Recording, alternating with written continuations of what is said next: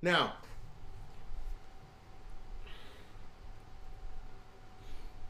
Matthew Toller on Wednesday, Washington support for the understanding of Baghdad and Erbil on the 2020 budget.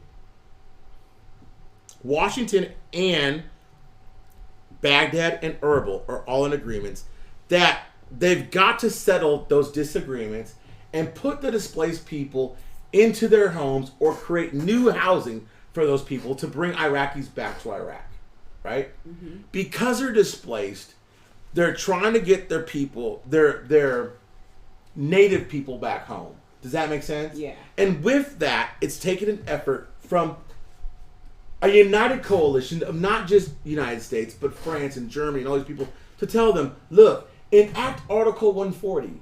Get those people home. Once you get them home, Article 140 is the thing that gets them housed and gets them money and gets them established businesses, which start infrastructure. People don't talk about that, but the money that they put into those families is the money that's going to enable those families to start businesses and to get things going so that those neighborhoods and those schools and those teachers and police and Social Security and all those things can actually happen.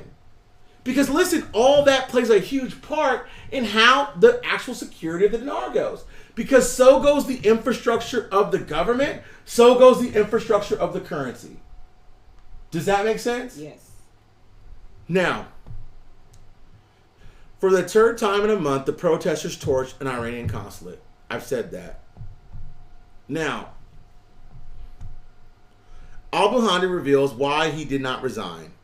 He didn't resign, on his own words, because the government did not submit its resignation at the start of the events because the situation was foggy and should not be left without a real administration, and it was difficult at the time. The general of the armed forces to leave the country in a fog, and if we resort to other options, the country would be more dangerous than attempts to resolve the crisis.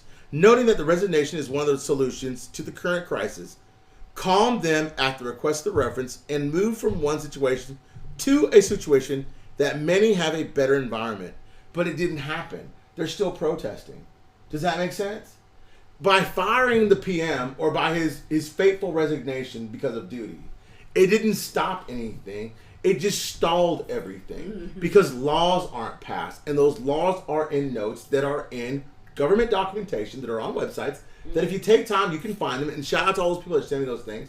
And because of that documentation, there is a clear path to understanding about where you are and where you're going. Okay?